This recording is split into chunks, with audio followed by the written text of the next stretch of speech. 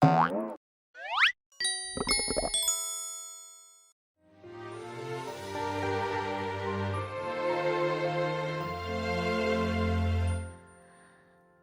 年地上轻轻说一段温柔的春语，光阴辗转梦里编织着动人的秘密，梦中的涟漪穿梭在心里，陪我颠沛流离风浪起，飘摇无遗，蜿蜒肌理，留下斑驳的痕迹。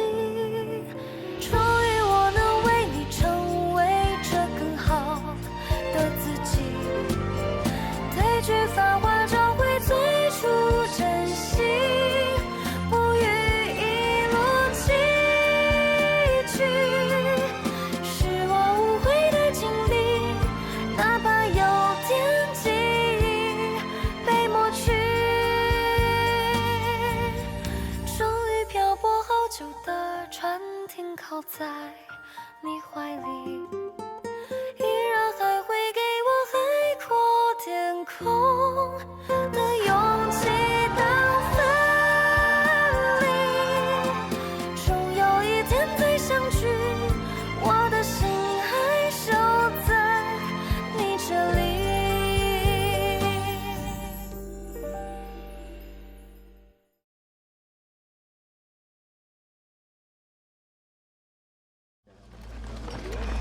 让开！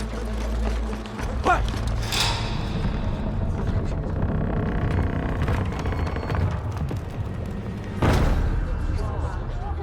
肃静！所有人听着，从今日起，任何人不得出城，违令者按谋逆论处。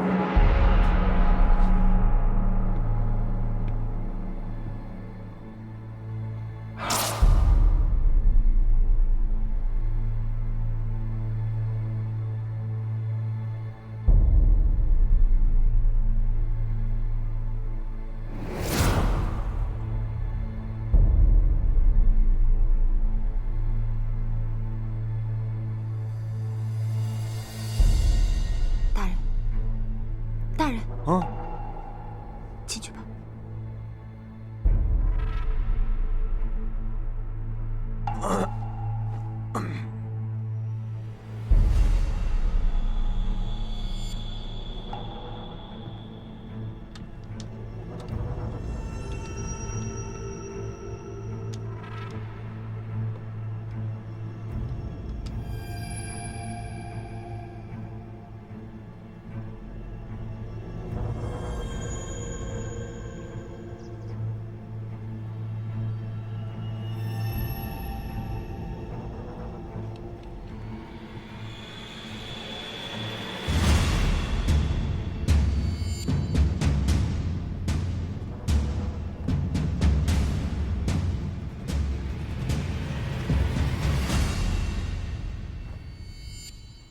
死者身着长服，衣衫未解，鬓发未乱。初步判断，应该是睡前遇害。胸背部被墨刀所贯，血渗透内，有血污。被刃处皮肉紧缩，有血阴四判，可见是活着的时候中刀。颈部、面部没有发现其他伤痕。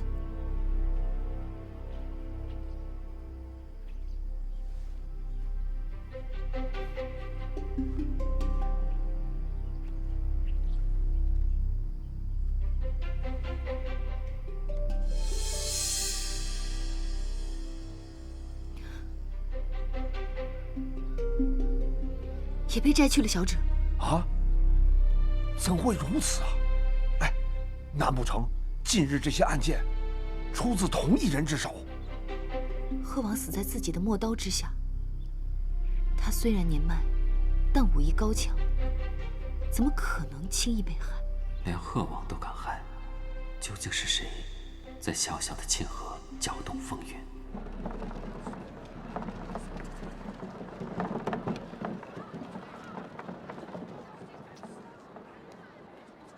我怎么在这里？难道又喝醉了？哎，连几时出的玉芙楼都忘了。最近怎么老是醉酒啊？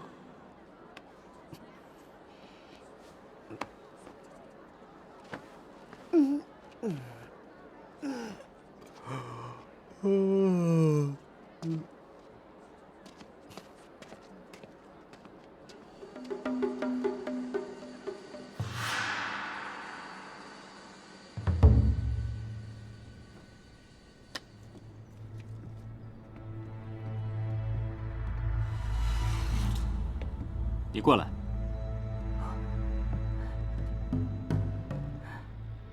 昨日最后一个见到鹤王的是谁？应该是小人和4个侍婢。我记得你，你是鹤王府的管家。正是，小人尽大德，正是府里管家。你将昨日之事细细说来。是。昨日黄昏之时，王爷因为世子之事很生气，把左公子都训了一顿，赶出去了。王爷没有吃饭，晚些时候，王爷回到房间，我怕王爷饿着，又为王爷端来了饭菜。王爷又问，听闻世子还没回来，再度大怒。于是啊，便把我们也都轰出去了。连屋外的人也没有留吗？是啊，王爷动了大怒，骂我们一个个都是没用的废物，让我们滚得远远的。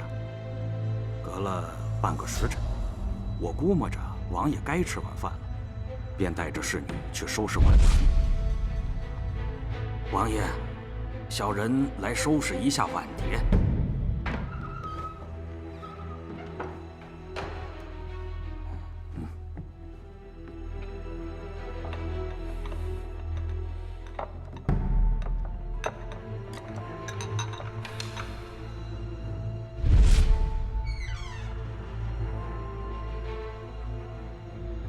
我走时，王爷还好端端地坐在那儿，再也没想到，第二天会是这样的情形。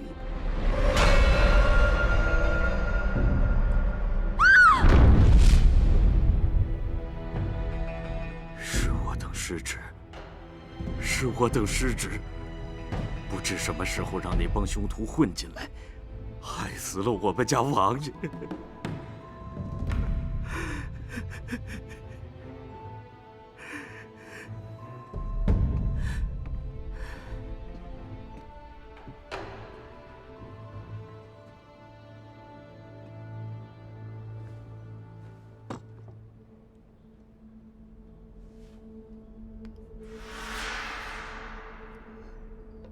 这是生魂草。什么生魂草？一种有毒的药草。书中有记载，生魂草是一种药草，同时也有剧毒。若以生魂草入药，必须以其他药材中和药性，同时也要控制药量。若单独服用生魂草，很快神志昏沉，3个时辰内必死，眼底可见血点。如今看鹤王的死状，的确像是中了生魂草之毒。那你们的意思是？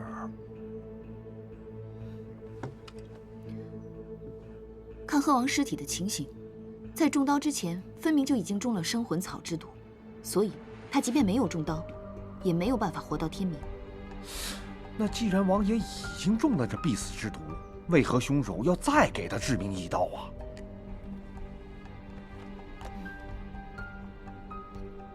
鹤王的陌刀重58斤，一成年男子双手拾起尚有困难，更别说是舞刀杀人了。依我之见，是有人先给鹤王下了生魂草，让他失去了抵抗力，必死无疑。但后来又不知道为什么，凶手还是拾起了陌刀，给了鹤王一刀，让他当即死亡。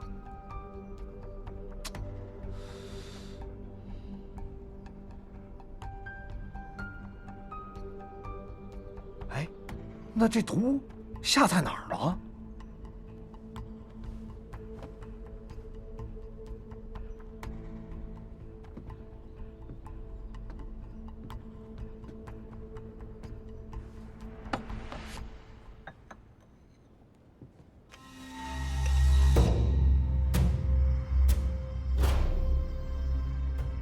是满的，没有被喝过，说明这毒不是下在茶里，难道下在了晚饭中？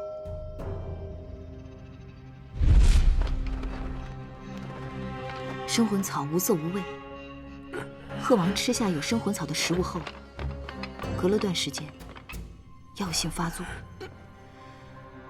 越来越头晕无力，便想回床休息。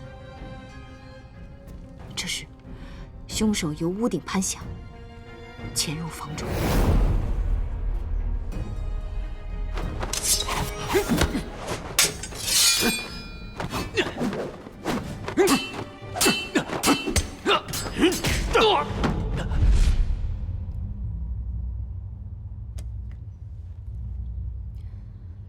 凶手可以进出鹤王府且无人知晓，说明他的武艺极高，腕力极大，多半是名男子，而且十分熟悉鹤王府别院的地形。景县尉，我推断的对不对？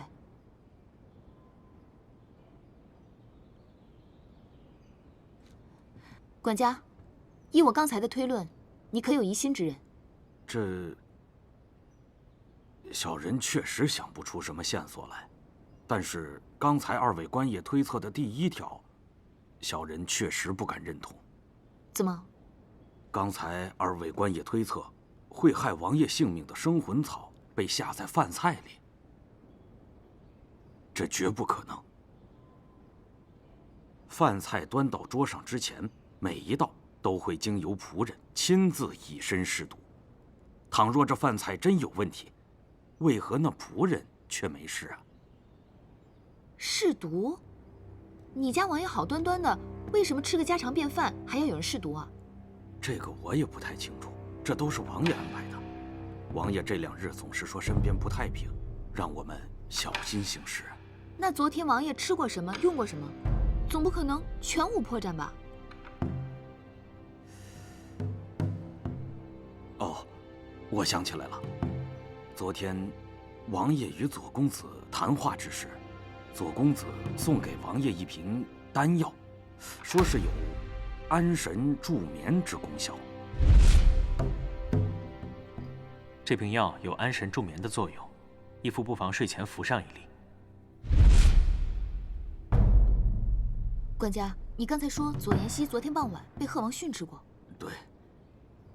但是，父子之间，总不可能因为这点小事儿就含恨杀人吧？速去请左公子来。是。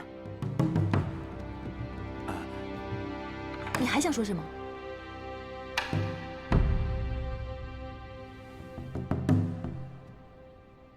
金大德，想来你也不愿意你家大人惨死于刀兵之下，找不到凶手吧？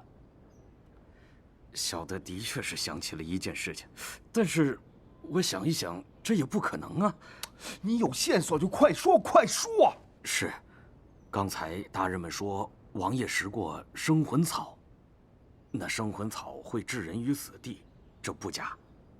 但同时，它也是珍奇药材，只要配伍得当，同样可以治病救人。所以呢，有很多医术高明的大夫也会采买一些生魂草来备用。如果我没记错的话，蜀信医馆就有。由于采买生魂草的费用高昂，所以每次送册记档的时候，我便留意多看了几眼，因此记住了。蜀信医馆，左妍希的蜀信医馆。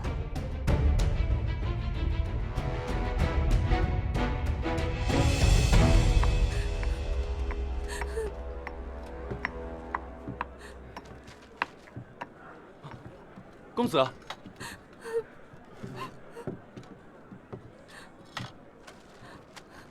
仙儿，公子，你怎么才回来？发生什么事了？王爷他遇刺了。你说什么？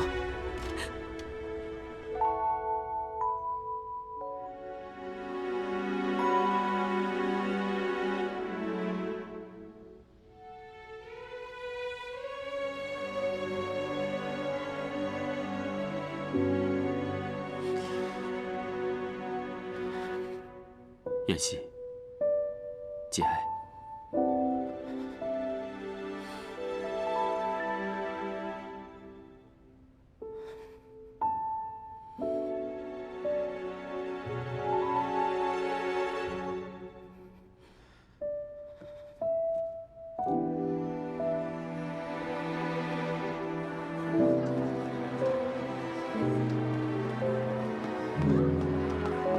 小王爷，你可算回来了。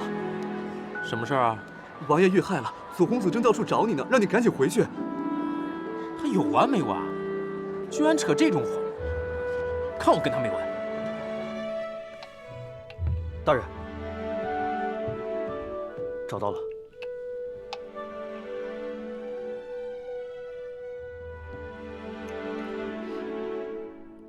大人，这丹药没什么气味，辨不出是何成分。左妍希，这瓶丹药可是你昨晚嘱咐王爷服用的？是。有何功效？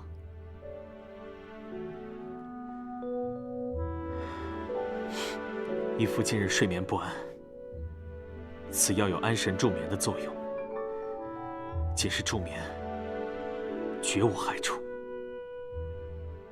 听说你昨天晚上不知所踪，去了哪里？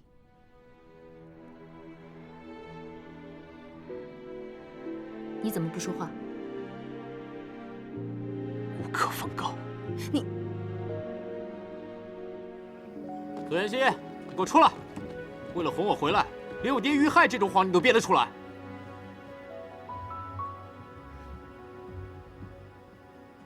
阿远，你怎么在这儿？这一巴掌是为你爹打的。贺王年事已高，一直以来你却只顾着自己玩乐，置贺王的规劝于不顾，所以他遭贼人所害，你却花天酒地，彻夜未归，你算什么儿子？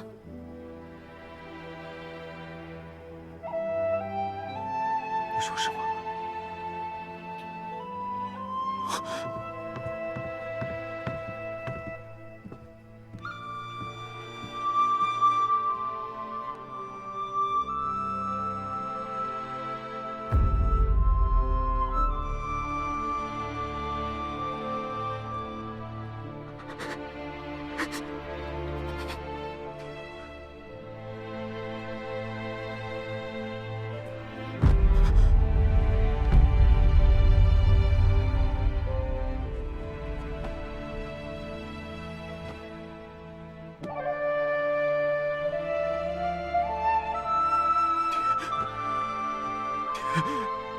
爹，怎么会这样？爹，怎么会这样？谁干的？谁干的？回世子，我们正在查。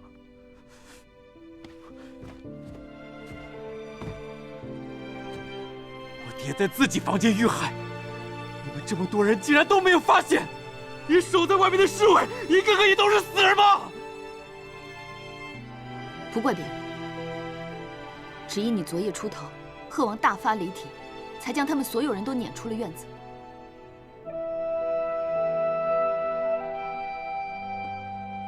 是我，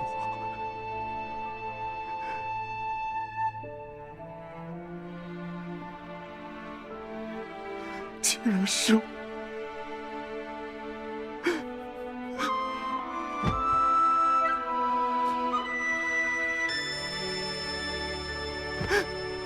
爹，是我不孝，是我不孝。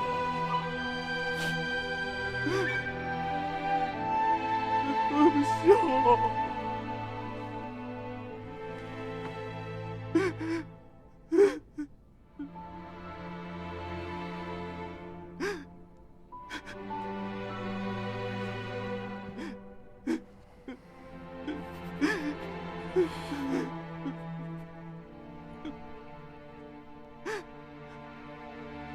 逝者已矣，现在最要紧的事情，就是找出凶手。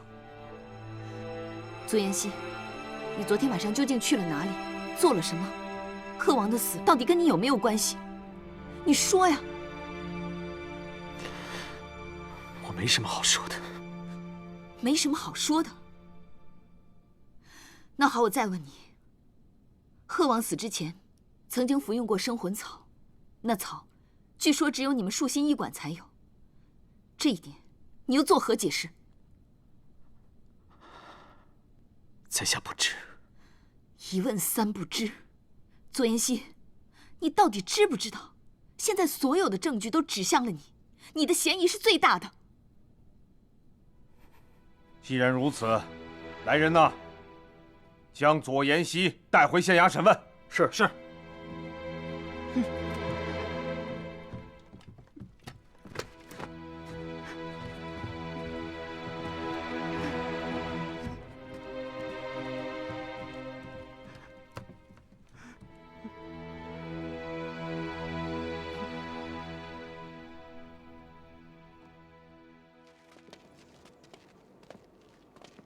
尽快填好诗阁，将王爷入关。我们一边慢慢调查，一边等朝廷使臣到来。王爷位高权重，不出2、3天，京中使臣必到。查案不是越快越好吗？若是拖得久了，凶手便有可能销毁罪证，掩饰罪行，甚至可能潜逃他处啊！别那么死心眼儿嘛！凭他出什么事儿？京中使臣必到，有京城中那些人，还怕破不了案呐？既然京中会来人，大人的确应该先回衙门，准备迎接使臣的事宜。我和阿元就留在别院，再查探查探，看看有没有什么线索。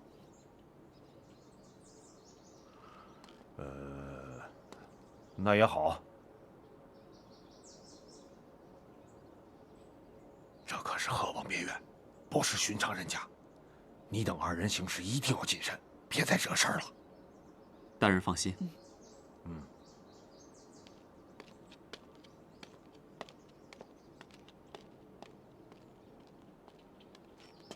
金大德，带我们去趟厨房。2位大人，2位大人，这里就是厨房了。从贺王房间取回的碗盘放在哪儿了？放在哪里了？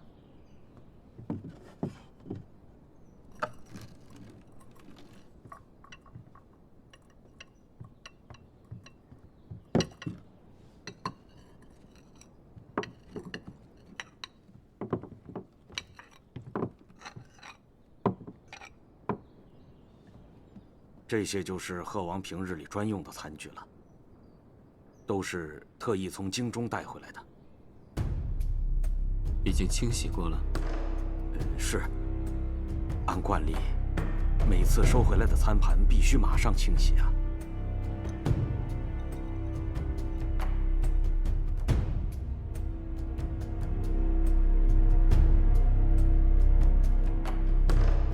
听说贺王昨晚很晚才用晚膳，都用了什么菜肴？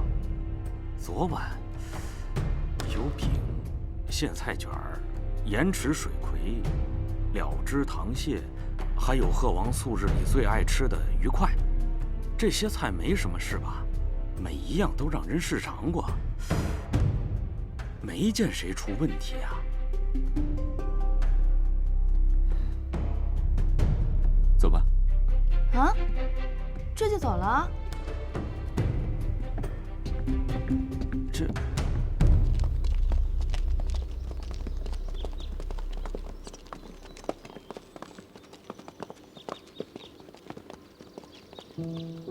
灵堂应该布置的差不多了吧？穆北烟那小子虽然犯浑，但本性不坏，心里只怕也很自责吧。志婉，我还有些事要晚些回去。随你。你帮我跟李大人说一声。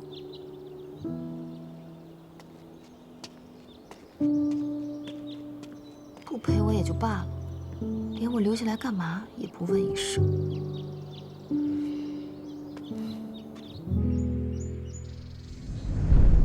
主人，贺王已死，等于断了博王一臂。局势对主人更加有利。事情办得不错，属下职责所在。他是百尺之台，是千里之堤。那我们就做突隙之烟，成蝼蚁之穴，日久天长，必叫他们分崩离析。主人英明，主人当日命我等，每瓦解一方势力，每杀一个关键人物，便取其小指复命。这些蛇养得又肥又壮，功劳都在你们。江滩，属下在。我昨日本让你在外接应，可你人呢？去哪儿了？属下昨晚想清楚了再说。属下听闻有人想要掩盖庆和大火之事，所以昨晚我去打探消息了。你打探到什么？属下无能，并没有。骗我！不想要你爹老命吗？属下不敢，还请主人不要伤害我爹。属下对主人尽心尽力，绝无儿戏。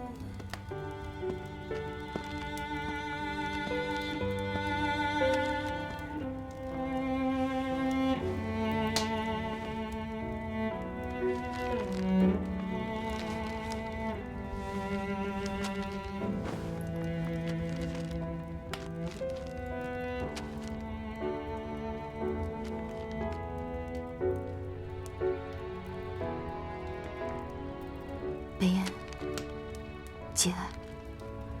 李大人已传书至京城，衙门也会竭尽全力调查此案。你是贺王府的世子，今后贺王府都在你的肩上，你一定要将贺王府撑起来。自然，你要保重你自己。我没事。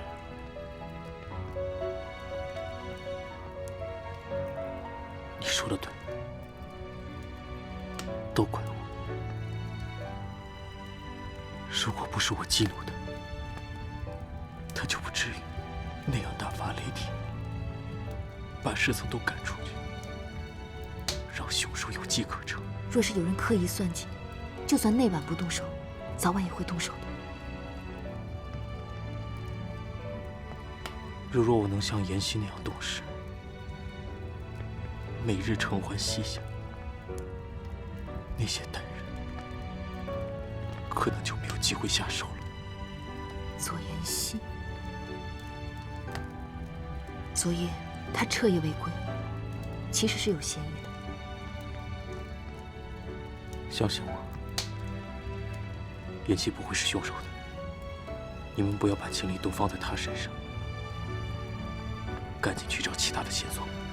平日我看你常出言挤兑他，处的也不算和睦。如今为什么这么肯定？妍希自有发奋，才识武艺从小就很厉害，而我虽不笨，但一向懒，总是被他比下去，常因此挨父亲的骂，难免我就会把怨气撒在他身上。他为了让我少受父亲的训斥，选择弃武从医。虽然我不喜欢他处处忍让的模样，但我相信他的人品。好，你放心，我一定彻查此案。绝对不会冤枉左妍希。一定要找到真凶。父亲这些年不容易，刀里来，血里去，还我一生荣华。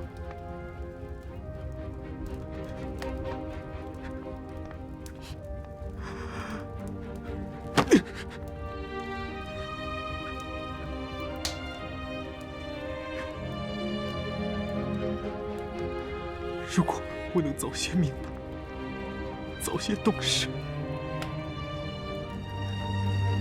父亲就不会。逝者已矣，伤心也是无益。现在最要紧的，就是找到真凶，过好自己的日子。只有这样，才是对自己、对逝者最好的交代。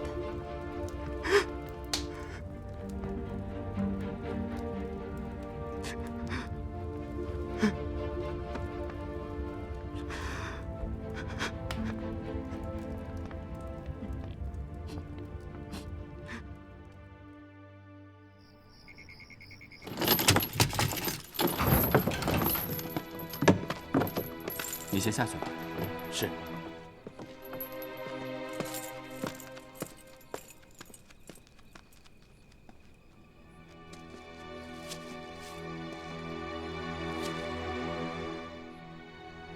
方才你不敢说，现在没人了，总能说了吧？阿慈，你想我说什么？别的我都不疑心，唯独疑心一点。昨夜你究竟去哪儿了？我去了郊外。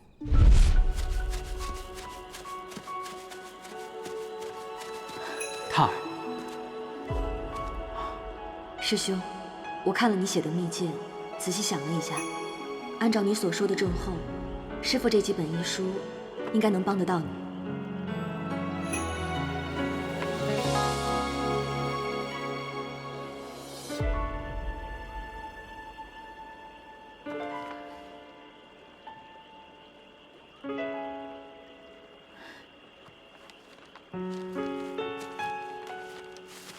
这本方剂释义是师父行医时的心得感悟。我记得，当时还是我们一起为师父整理誊写的。都已经过去了。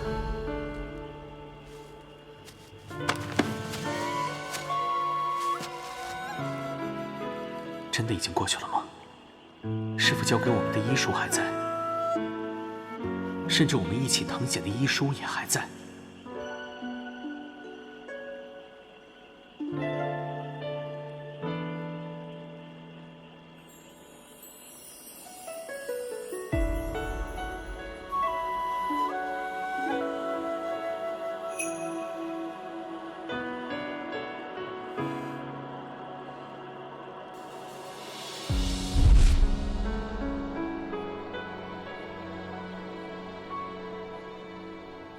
怎么不说话？究竟去郊外见谁了？实不相瞒，我昨晚去见了我师妹。你前儿曾说过，你要去见你的小师妹，问她要几册医书，研究我的病情。医书已经拿到，回来时放在了舒心医馆。但这大约没有办法作为我不在场的证据。可你师妹可以，她就是现成的不在场证人。难道她不方便出面？若是方便，我也不用大半夜偷偷跑去见她。她有苦衷，我不便围绕她的意思。阿慈，若无证人，你可还愿意相信我？我信你。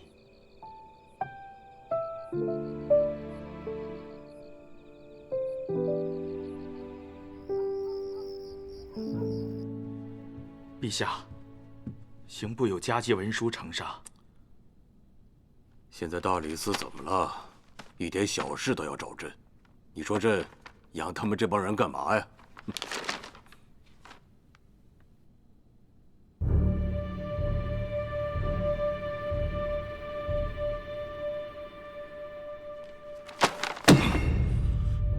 陛下，公主。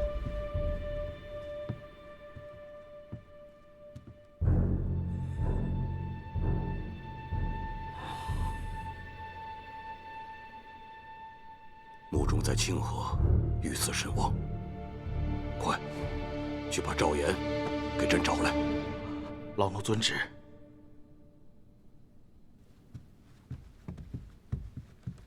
公主，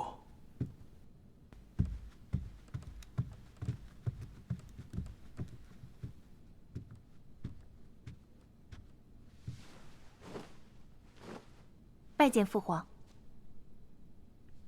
父皇怎么了？刚刚收到急件，说贺王在沁河遇刺身亡，朕正准备派赵岩前去督办此案。父皇，儿臣斗胆，觉得此事不妥。有何不妥呀？你怎么突然关心起政务来了？儿臣觉得赵岩身份不够，旁人也未必把他放在眼里，怕有负父王所托。朕这么做，是因为赵岩与贺王的世子交好，他去督办此案，贺王的家属兴许还安心一点。这个好办，儿臣与赵岩一同担任钦差前去，这样人人都可以看到父皇对贺王一案的重视，也不会有人说什么了。这样也好，有你这个公主前往，不无益处。是，父皇。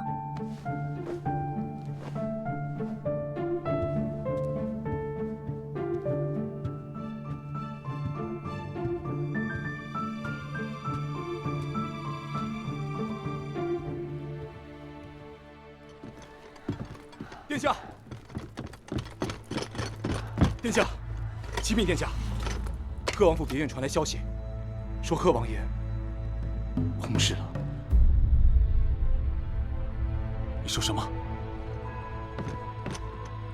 恩师前2天还好好的，怎么会这样？你是不是弄错了？属下不敢。此事千真万确，而且属下还听人说，贺王爷是被人谋害的。去备马，我现在就去一趟贺王府。殿下且慢，皇上已经派钦差来督查此事了，而且贺王的棺椁不日便会送回京去。依属下看，殿下这个时候不应该去贺王府趟这趟浑水，不如早做打算，速速回京为好。是啊，殿下，这贺王一死，他那个不成器的世子恐怕难成大器，到时贺王的兵权……你住嘴！恩师对我恩重如山，我岂能不去？殿下，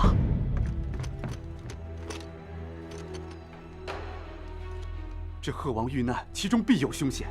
这沁河不过是弹丸之地，贺王丧事必会回京办理。殿下，何不回京请令，提出为贺王办理丧仪等事？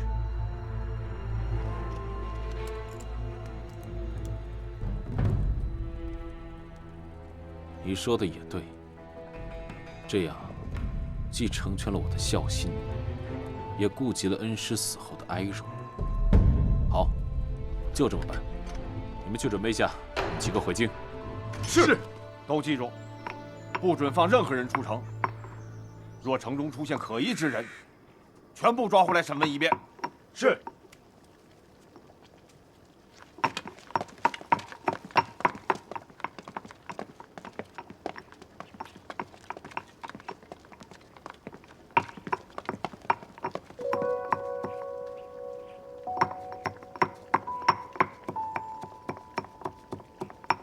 你们先去。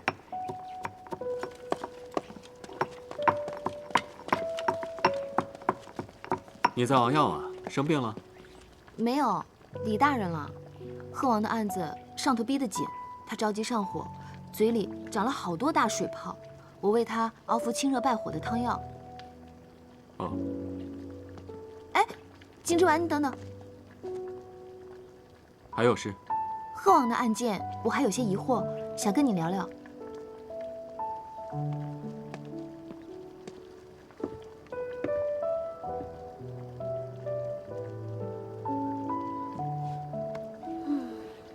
旁人如果要是这样板着一张脸，不知道有多丑。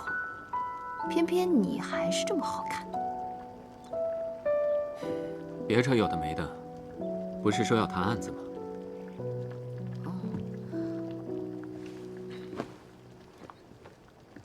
左妍希你很熟吧？虽然他现在嫌疑最大，衙门已将他收监，不过我并不相信他真的会做出弑父的恶行。哦，难得你替他说话。贺王他一向脾气很大，穆北烟被打骂的更多，左妍希不过是被训斥了几句。若说因此就动了杀机，未免太过于牵强。退一步说，就算是左妍希真的想要杀贺王，以他的聪明才智，所犯的案子怎么可能如此漏洞百出？你有别的怀疑对象？